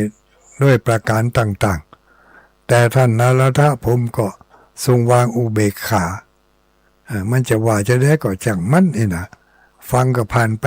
ปในที่สุดก็แสดงธรรมให้พระเจ้าอังคติราชจนได้สำเร็จก็คือละจากมิจฉาทิฏฐิเรื่องราวรายละเอียดพอสมควรมีอย่างนี้สมัยหนึ่งพระราชาผู้ครองนครมิถิลานครชื่อว่าพระเจ้าอังคติราชพระเจ้าอังคติราชนี่เป็นผู้ที่ทรงทศพิธราชธรรมรับมรดกอันล้ำค่านี้โดยการสั่งการสอนการอบรมมาจากพระบรมวงศานุวงศ์ผู้รักผู้ใหญ่ในพระมหาราชวังจึงทำให้พระองค์เป็นผู้ที่ทรงทศพิธราชธรรมเป็นอย่างยิ่งและพระเจ้าอังคติราชนี่มีพระธิดาอยู่พระองค์หนึ่งมีพระธิดาก็คือมีลูกสาวอยู่คนหนึ่งลูกสาวของพญาอังคติราชนี่งามสมสัดสมส่วนงามไปทุกสิ่งทุกอย่างหน้าตาก็งามรูปร่างก็งามผิวพรรณก็งามแต่งเนื้อแต่งตัวก็งามสไลเดอร์ขนาดนักแล้วก็บ่ใช่งามบ่ได้นะเป็นคนดีตัวต่างหากแล้วก็บ่ใช่ว่าดีบ่ได้ซุปเปอร์ดีจะเฮียนอันยังก็เก่งเฮียนจบไปกูเฮียกูสิ่งกูอย่างในที่สุดลูกสาวของพญาอังคติราชเนี่ยเพิ่นมีชื่อว่าลุจาราชกุมารีในขั้นสุดท้ายนี่พ่อแม่เพิ่นก็ได้แนะนำว่าลูกเฮียนอันยังก็เฮียนเก่งหมดให้ลูกเข้าไปในวัดไปเฮียนเรื่องการทำบุญ ด้วยการทำบุญมีกี่อย่างนี่นะลูกสาวเพิ่งก็ไปเข้าไปวัดไปศึกษาเรื่องการทำบุญด้วยหลัก3ประการก็คือให้ทานรักษาศีลเจริญเมตตาภาวนาเมื่อได้รับคำสั่งคำสอนคำบอกอย่างนี้แล้วลูกสาวเพิ่งก็เลยมาจัดตั้งโรงทานขึ้นในบ้านในเมืองอังคติราชในเมืองมิถิลานครนั้นทุก15 วันเพิ่นจะไปขอพระราชทรัพย์จากพระเจ้าอังคติราชผู้เป็นพระราชบิดาเอามาเป็นของทานให้แก่ผู้ที่ด้อยโอกาสผู้ที่ยากไร้ในเมืองมิถิลานครแล้วพระนางก็ทำอย่างนี้ให้ทานอย่างที่ได้เรียนมาได้หู้มาว่าการให้ทานนั้นเป็นการได้บุญแล้วการรักษาศีลจะทำให้สุขภาพร่างกายแข็งแรงพระนางก็ได้ไปรักษาศีลขั้นตอนที่3ก็คือไหว้พระสวดมนต์เจริญเมตตาภาวนาพระนางรุจาราชกุมารีก็ได้ไปฝึกฝนอบรมไหว้พระสวดมนต์เจริญเมตตาภาวนาอาบน้ำฟังธรรมและพระนางก็ได้เจริญเมตตาภาวนาบ่ได้ขาดอยู่ต่อมาบุญเก่าที่เคยได้เจริญเมตตาภาวนามาในอดีตส่งผลให้นางรุจาราชกุมารีเนี่ยนั่งสมาธิภาวนาไปเกิดเข้าไปถึงฌานที่1ที่2ที่3เสร็จแล้วนางก็สามารถที่จะระลึกชาติหนหลังได้นางได้สำเร็จวิชา1ให้ทาน2รักษาศีลทำให้นางมีรูปงามไงงามตลอดพอมารักษาศีลเข้าแต่ก็เพิ่มความงามขึ้นไปแล้วก็เจริญเมตตาภาวนานางก็เจริญเมตตาภาวนานั่งภาวนาไปจนกระทั่งได้สมาธิดีดักแล้วจากนั้นนางก็สามารถที่จะละลึกชาติหนหลังได้ละลึกย้อนหลังได้7 ชาติละลึกไปตั้งหน้าได้ถึง7 ชาติเรียกว่าอดีตังสยานและอนาคตังสยานบังเกิดขึ้นแก่นางรุจาราชกุมารีเป็นที่โปรดปรานของพระเจ้าอังคติราชเป็นอย่างยิ่งพระเจ้าอังคติราชทรงฮักและห่วงแหนเมื่อพระนางรุจาราชกุมารีเป็นอย่างยิ่งคืนวันหนึ่งเป็นคืนวันเดือนเพ็ญต้องฟ้าแจ่มใสไร้ฟ้าไร้เมฆไร้กลุ่มควันไร้หมอกฝนบ่มีอย่างสักอย่างต้องฟ้าแจ่มใสเป่งลึ่งพอไปทางเหนือทางใต้ก็เหมือนกับเวลากลางวันพระเจ้าอังคติราชก็เกิดความ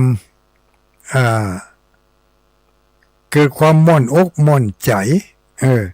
จะอยู่ในปราสาทราชวังก็ดูจะได้ไว้ง่อมไว้ก็เลยออกมาตั้งนอกจวนเสนาอมาตย์ทั้งหลายว่าวันนี้เป็นวันเลิกงามยามดีต้องฟ้าแจ่มใสไล่มรมนทินเฮาพากันออกไปแอวสวนอุทยานไปจวนเสนาอมาตย์ไปแอวสวนอุทยานในขณะที่กำลังนั่งอยู่นั่นนั่งจาสนทนากันอยู่นั่นพระเจ้าอังคติราชก็ถามหมู่เสนาอมาตย์ทั้งหลายว่าท่านทั้งหลายในราตรีเช่นนี้อันรื่นรมในเมื่อคืนอันรื่นรมอย่างอี้ต้องฟ้าแจ่มใสไร้เมฆไร้หมอกเฮาจะได้ดีหา ให้จิตใจมันได้เพลิดเพลินจำเริญใจยิ่งนักเนี่ยจะได้จะมีความสุขความสบายอย่างอีตลอดไปแก่เจ้าบ้านเจ้าเมืองดี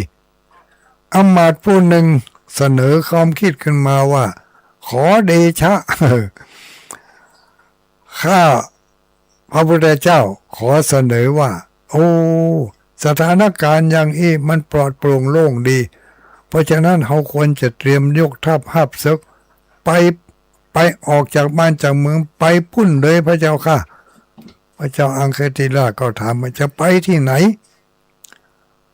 ไปประเทศอิหร่านพระเจ้าค่ะเพราะว่าตอนนี้เขากำลังโหบกัน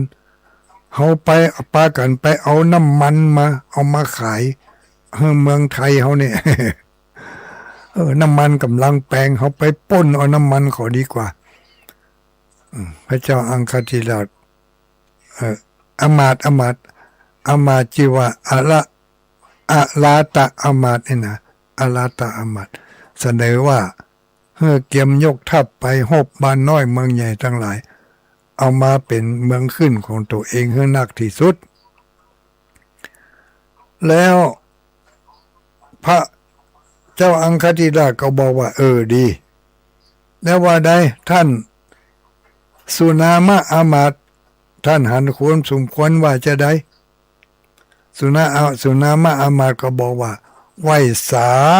ข้าแด่พระองค์ผู้เจริญทุกประเทศบ้านน้อยเมืองใหญ่ก็มีการมาสวามิภักดิ์ต่อพระพุทธองค์ต่อพระองค์แล้วทั้งหมดทั้งสิ้น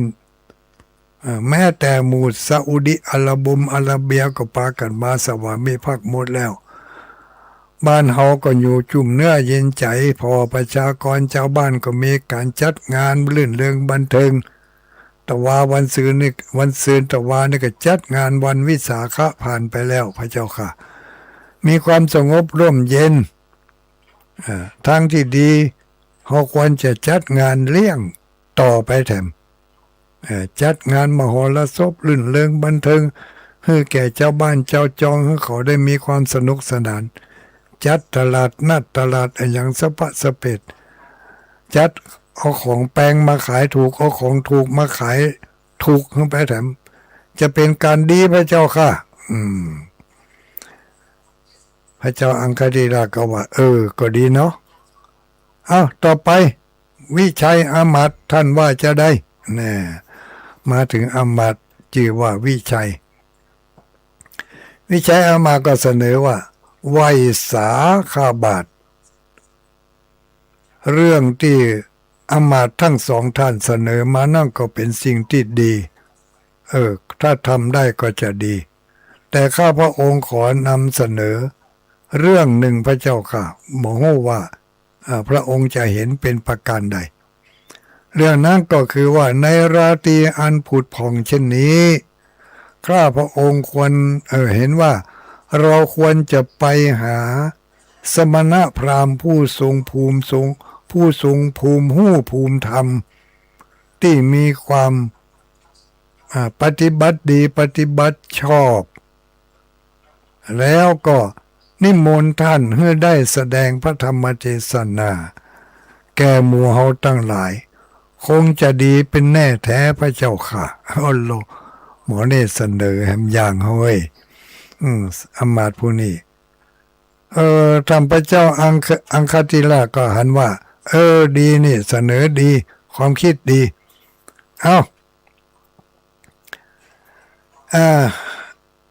อาลาตะอามาตย์ท่านเห็นควรจะไปพบไปปะกับพระคุณเจ้ารูปใดในบ้านในเมืองเขามีทุเจ้ามีพระมีนักบวชมีเกจิอาจารย์อยู่หลายที่หลายแห่งหลายตนหลายองค์ท่านสมควรจะไปหาผู้ใดดีอาลาตะอามาก็เสนอว่ามีชีโปรยรูปหนึ่งพระเจ้าค่ะอยู่ในมิกทายวันเป็นพระหูสูตรอู้จ๋าหน้าฟังท่านคงจะช่วยเหลือช่วยขจัดปัดเป่าข้อสงสัยให้แก่หมู่เฮาทั้งหลายได้ท่านผู้นั้นเป็นชีโปรยมีชื่อว่าคุณาชีวกะ คุณาชีวกะพระเจ้าอังคติราชได้ฟังอย่างนั้นก็ยินดีปรีดาถ้าอย่างนั้นเราก็ไปเลยเตรียมขบวนจะไปหาชีเปลยผู้มีชื่อว่าคุณาชีวกะอมาตย์ทั้งหลายรวมไปจนถึงพระสงฆ์นิกรที่แวดล้อมห้อมพระองค์อยู่นั้นพร้อมใจกันก็ไปเดินทางไปยังสำนักของคุณาชีวกะเมื่อไปถึงคุณาชีวกะแล้วพระเจ้าอังคติราชก็ตั้งคำถามขึ้นมาทันทีเมื่อไปเมื่อไม่ได้ไปนั่งไปได้ที่นั่งที่ประทับอันเหมาะสมแล้วก็ตั้งคำถามขึ้นมาเป็นธรรมะข้อสงสัยบอกถามขึ้นมาว่าไหวสาท่านสมณะ ท่านคุณาชีวกะข้าพเจ้าขอถามท่านว่าบุคคลพึงประพฤติธรรมเกี่ยวกับบิดามารดาครูบาอาจารย์และบุตรภรรยาอย่างไรเหตุใดชนบางพวกจึงบัตั้งอยู่ในคุณธรรมเหตุใดคนบางพวก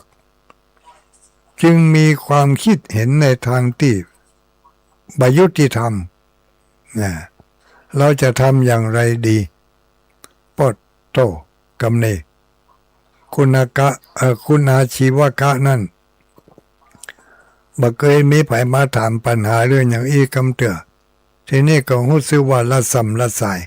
แต่สามารถที่จะควบคุมอารมณ์ควบคุมความรู้สึกไว้ได้เพราะว่าคุณาชีวกะนี่เป็นมิจฉาทิฏฐินี่เป็นคนมีทิฏฐิที่เรียกว่าสุดตรงนะก็เลยปัดคำถามของ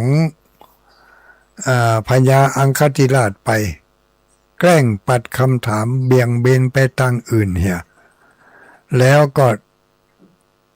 สร้างคำตอบของตัวเองขึ้นมาบอกว่าพระองค์ผู้เจริญคำถามของพระองค์ที่ถามมานั้นไร้สาระประโยชน์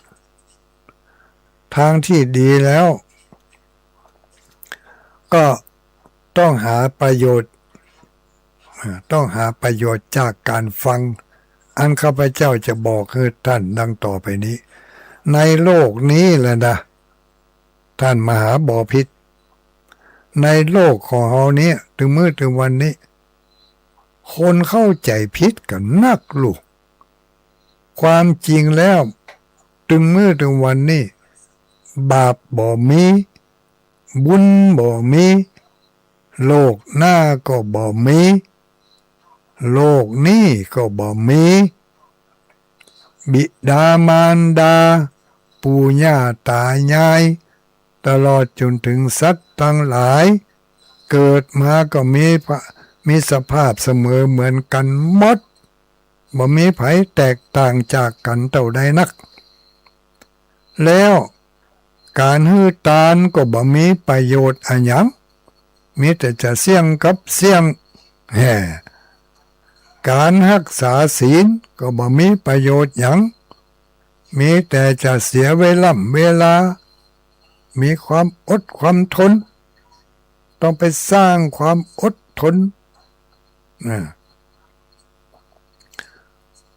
ความสุขความทุกข์ก็เหมือนกันความสุขความทุกข์ที่แท้จริงมันก็บ่มีไผจะฆ่าไผจะทำร้ายไผจะเป็นอันตรายบาปก็บ่มีเพราะบาปมันบ่มีอยู่แล้วสัตว์ทุกจำพวกเมื่อเกิดมาแล้วอยู่ไปตายเกิดตายเกิดหน้ามหาบพิตรพอถึงตายเกิดไปได้84กับ84กับสัตว์ทั้งหลายเหล่านี้ทั้งหมดก็จะพ้นจากความทุกข์ไปเองถ้ายังบ่ครบถึงจะมีบุญทำกุศลเท่าใด ก็บ่อาจจะบริสุทธิ์ได้แต่ถ้าถึง84กับแล้ว แม้ว่าจะบ่ได้ทำบุญสักหยดเต่าน้ำตาลิงมันก็ถึงจะบริสุทธิ์ไปคนเดียวมัน โอ้โหคำตอบอันเป็นมิจฉาทิฏฐิของคุณาชีวกะชีวกคุณากะคุณอย่างว่าคุณาชีวกคุณาชีวกคุณาชีวกะเนี่ยทำให้พระเจ้าอังคติราชเกิดความสะดุดใจเพราะว่ากรรมอธิบายบางกรรมมันเปิงอกเปิงใจของพระเจ้าอังคติราชในเมื่อกรรมอู้บางกรรมเปิงใจพระเจ้าอังคติราชก็เลยตีเอาเลยมดว่าถึงมดเนี่ยเป็นคำสอนที่ดีรู้นี่ถึงมื้อถึงวันนี่เขาก็เข้าใจอย่างอี้เหมือนกันบางข้อแต่เขาบ่มั่นใจเพราะบ่มีไผรับรองอย่างเช่นว่า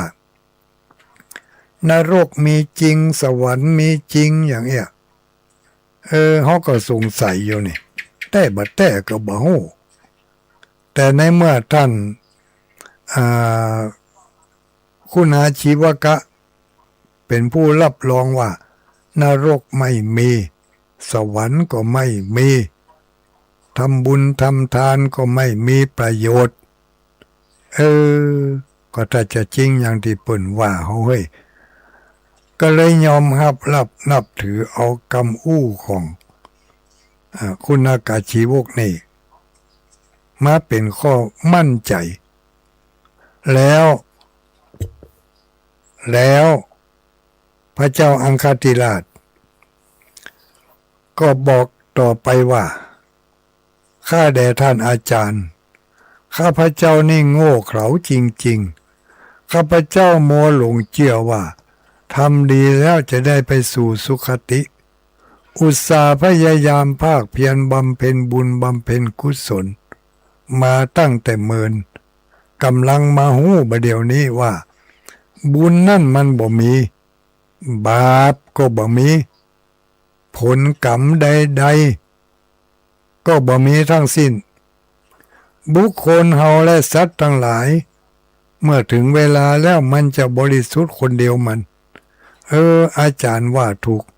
เพราะฉะนั้นการฟังธรรมจากที่ท่านอาจารย์บอกมานี้ก็บ่มีประโยชน์ใดๆทั้งสิ้นเนี่ยพระเจ้าอังคติราชทิ้งท้ายนะดังนั้นการฟังธรรมจากท่านอาจารย์ที่อู้มาในทั้งหมดก็บ่มีประโยชน์อันใดเลยข้าพเจ้าขอลาท่านไปก่อนแล้วนะพระเจ้าอังคติราชลุกขึ้นจวนเสนาอมาตย์ทั้งหลายไปเรากลับพระราชวังเมื่อเสด็จกลับมาถึงพระราชวังแล้วพระเจ้าอังคติราชก็มีพระราชโองการว่าต่อไปนี้พระองค์จะปฏิบัติราชกิจใดๆทั้งสิ้นเพราะการงานทั้งปวงบ่มีประโยชน์บ่มีผลอันยังสักอย่างพระองค์จะแสวงหาความเพลิดเพลินในการใช้ชีวิตอย่างเดียวบ่อาทรร้อนใจกับไผทั้งนั้นบ่สนใจเรื่องการทำบุญทำทานการ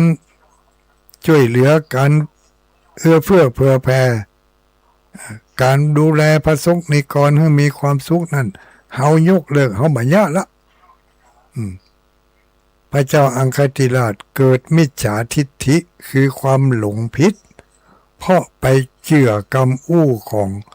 คุณาชีวกบ้านเมืองทั้งหลายนับตั้งแต่วันนั้นเป็นต้นมาก็มีความละส่ำละสาย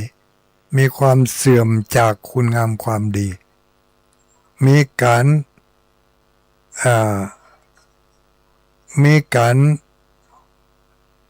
ทำร้ายมีการหันแก่ตัวหันแก่ได้ขโมยชุกจริงวิ่งเล่าอันยังก็นักขึ้นเพราะว่าพระเจ้าอังคติราชบ่ได้ว่าราชการบ้านเมืองเห็นแล้ว ความสงบก็บ่เกิดขึ้นกับบ้านกับเมือง เรื่องราวต่างๆทั้งหมดทั้งมวลนี้ กระทบกระเทือนไปถึงเจ้าหญิงรุจาราชกุมารีเจ้าหญิงรุจาราชกุมารีผู้อันเป็นที่ฮักของพระเจ้าอังคติราชพระนางทรงห้อนใจเป็นอย่างยิ่งเมื่อฮู้ว่าพระบิดาของพระองค์ได้เลิกได้ถอนโรงทานออกถึง4 มุมเมืองมาได้เฮือทานแถมแล้วมาได้ใส่ใจเรื่องการรักษาศีลรักษาคุณงามความดีมาได้สนใจเรื่องการไหว้พระสวดมนต์เอาแต่สนุกสนานกินแอลเมาอยู่ตลอดวันตลอดคืนมีน้ำใจแห้งแล้งต่อเจ้าบ้านเจ้าเมืองเป็นยิ่งนักพระนาง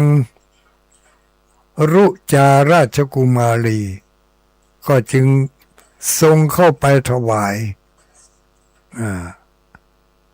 ทรงเข้าไปถวายเนื้อถวายตัวแล้วก็ถวายความคิดความเห็นต่อพระราชบิดาทรงทูลเตือนสติพระบิดาว่า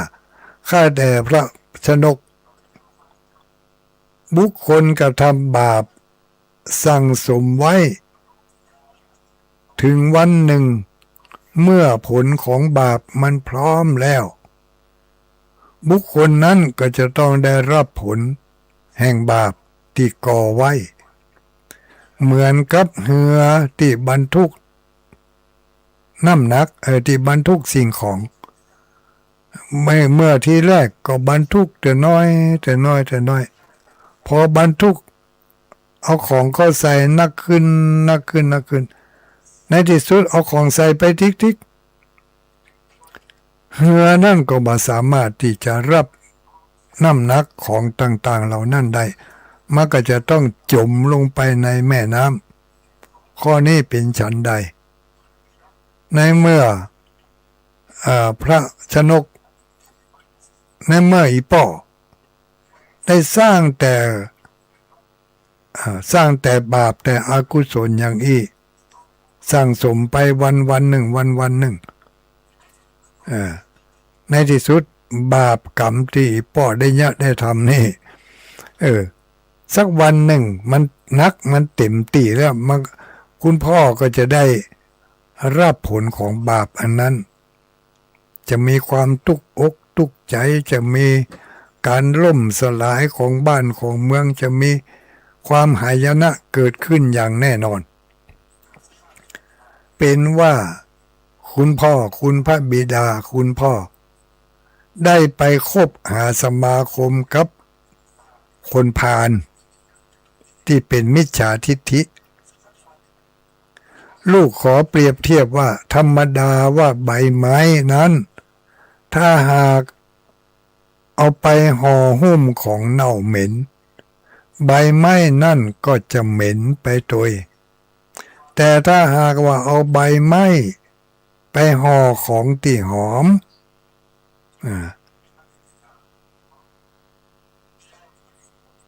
ใบไม้นั่นก็จะหอมไปโดยนักปราชญ์จึงเลือกคบแต่คนดีหากคบกับคนชั่วแล้วก็จะพลอยแปดเปื้อนเอาความชั่วมาติดตัวติดวงตระกูล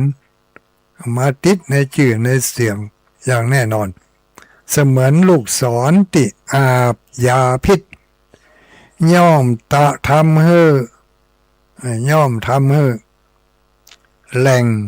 หรือว่าที่วางลูกศรนั่นแปดเปื้อนไปด้วยยาพิษไปด้วยไม่ใช่ว่ากล้าเฉพาะลูกศรที่เป็นยาพิษแม้แต่รางที่วางลูกศรนั้นก็จะติดยาพิษไปด้วยถึงเมื่อถึงวันนี้พระบิดาได้นำเอาคติความคิดของผู้ที่เป็นมิจฉาทิฏฐิมาดำเนินชีวิตพระบิดาจึงมีพระอาการเป็นอย่างนี้ทูลกระหม่อมขอ ขอถวายความคิดความเห็นว่าไม่สมควรพระเจ้าค่ะแล้ว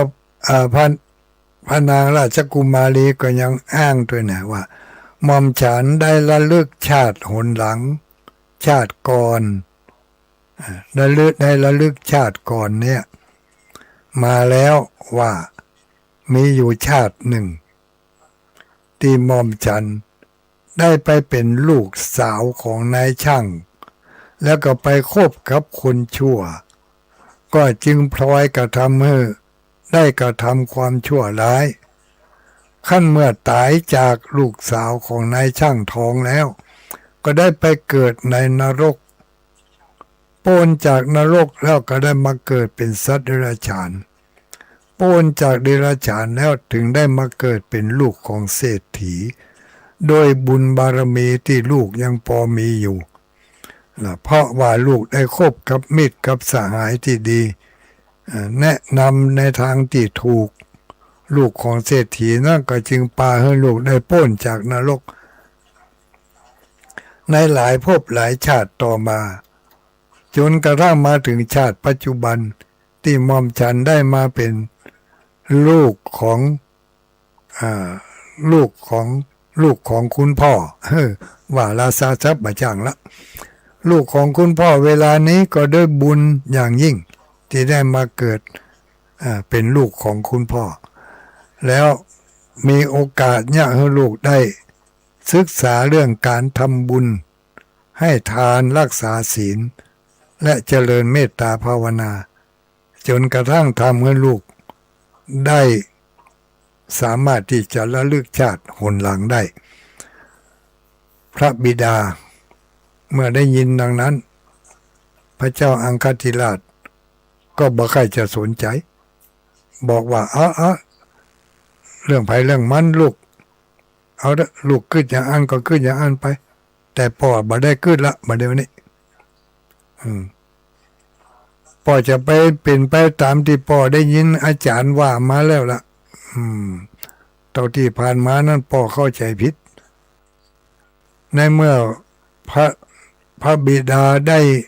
ปุ่งกำขาดอย่างอันออกมาฮื้อแก่พระนางลุจาราชกุมารีพระนางก็ก่อยเสด็จออกจาก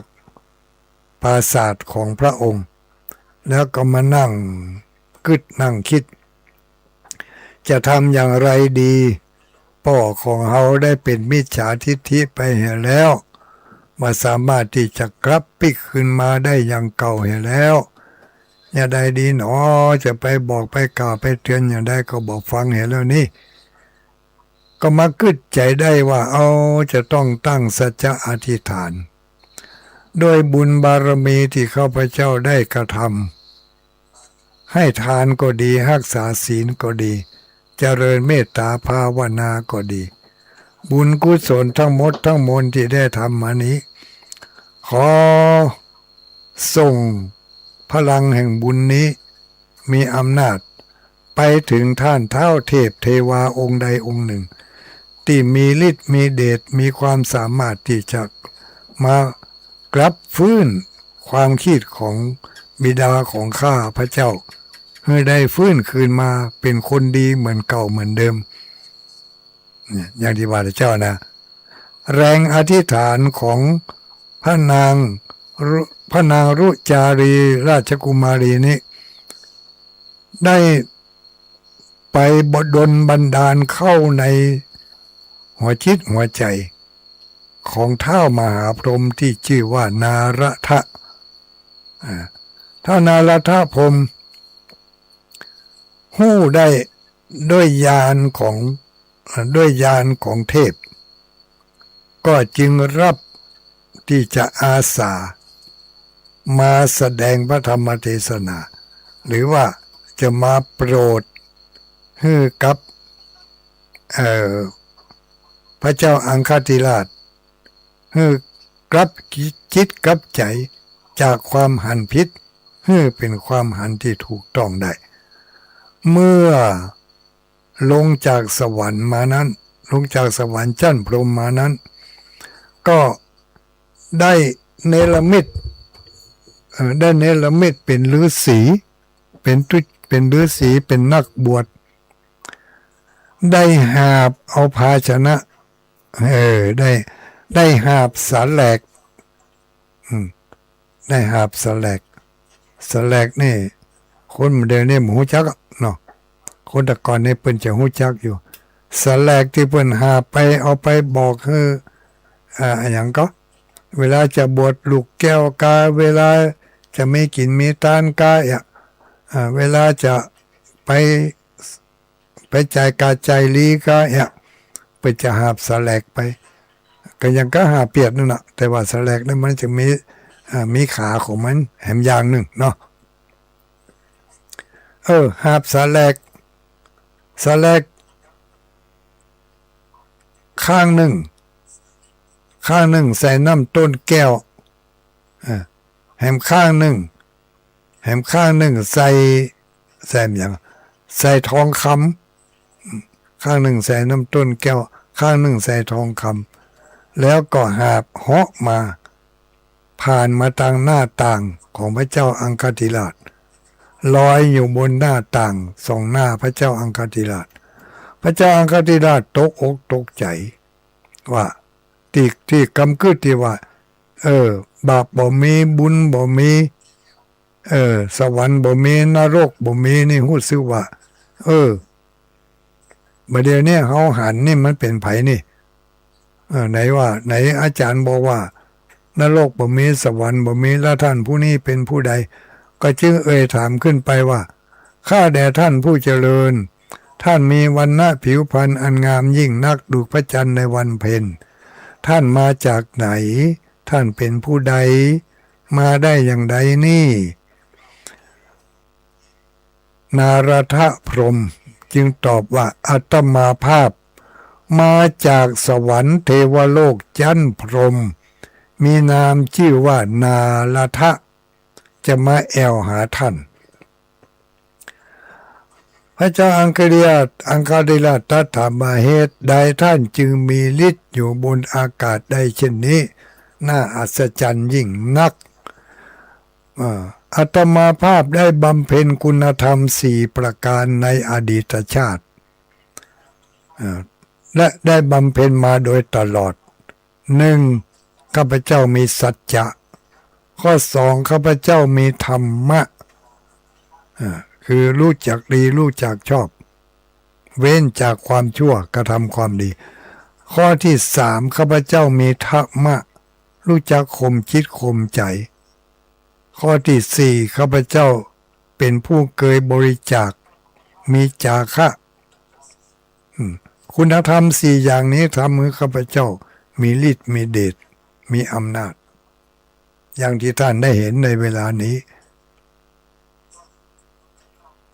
จะไปที่ไหนก็ไปได้ตามใจปรารถนาผลบุญมีอยู่หรือพระเจ้าอังคติราชถามผลบุญมีอยู่ก็ว่าจะได้นี่มีแต่ก็มีเล่นพระพญาพรหมก็บอกว่ามีแต่ก็มีแต่อย่างใดอย่างใดก็อย่างใดมีก็แล้วฮะเนาะจะไปถามย่อยเวลาจะหมดแล้ว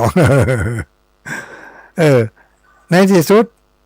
เวลาหมดพอดีมันต้องแต่งเห็นแล้ว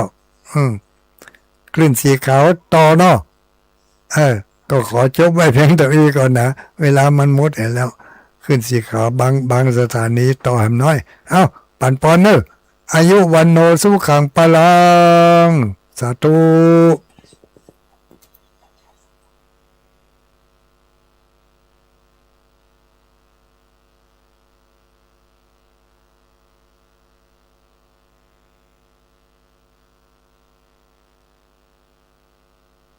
จนเครียดกินเหล้าจนเครียดกินเหล้าจนเครียดกินเหล้าจนเครียดกินเหล้าจนเครียดกินเหล้าจนเครียดกินเหล้าก็เลยยิ่ง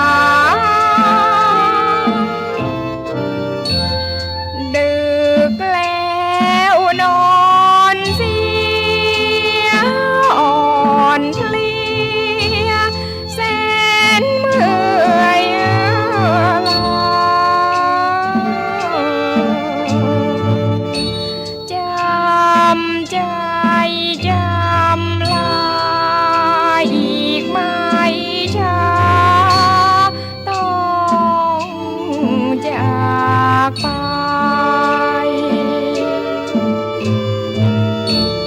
จำใจไกล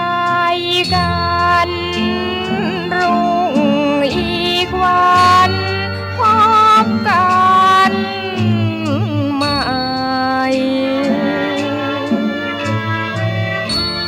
ถึงแม้จากจรยังร้อนใจห่วงใยเต็มประดาพรุ่งนี้แลน้อจะขอสัญญามัน ความจริงไม่ยา